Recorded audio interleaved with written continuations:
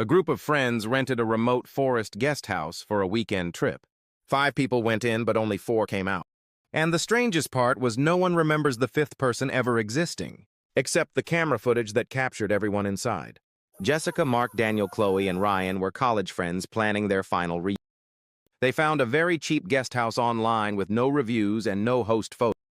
The location was perfect, deep in the forest, private ice. They booked it instantly because it seemed almost too good to be true. Soon, their GPS stopped working near the house like it didn't want them to find. But somehow they did find the house, like it wanted to be found. It was a large wooden structure with dark, mysterious windows. There's a massive porch that looked perfect for telling stories. Ryan joked, "If we die here, I'm haunting all of you," and they all burst out laughing. But the laughter felt a little strange, a little... That night inside the house, everything seemed normal at first. However, something felt off, as if the house was watching them. They noticed 6 chairs at the dining table, even though only 5 of them had arrived. There were 6 plates and 6 towels placed neatly on the hooks. Jessica frowned and asked, "Did someone else book this?" Mark checked their reservation, but it was only for them. They shrugged it off and went to sleep, trying not to feel too creepy. Later that night, Chloe heard footsteps in the hallway. Heavy, slow footsteps.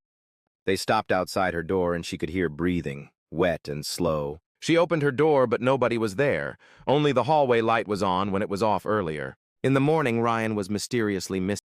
His phone was still on the bed and his wallet sat untouched on the dresser. Car keys were just where they had left them the night before. They searched the whole house, Forest Lake basement, but Ryan was nowhere to be found. Jessica called the police, but there was no signal inside the house. They decided to leave and drive out for help, but as they reached the road, they hesitated. Daniel asked, "Why are we leaving?" And Jessica looked worried. She explained to report Ryan missing, but Daniel blinked and asked, "Who's Ryan?" A heavy silence filled the car. No one remembered him anymore. Chloe nervously laughed, saying, "Stop joking! Where is Ryan?" Mark looked just as confused, staring at the empty space. Jessica's heart sank as she checked her phone photos, wanting to find answers. There was a group selfie from yesterday with 5 people, including Ryan, smiling and arms around each. She showed the photo to her friends and their faces turned pale. They didn't recognize the person in the photo Ryan was missing from the images.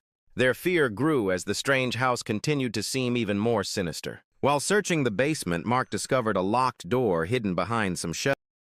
They forced it open to reveal a wall covered in photos.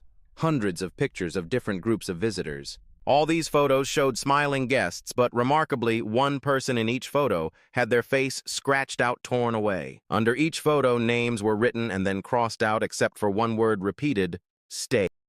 Suddenly, a voice behind them said, "You found my room."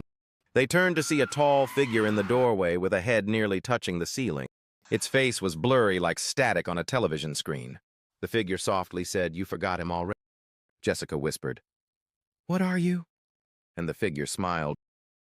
It replied, "I keep memories."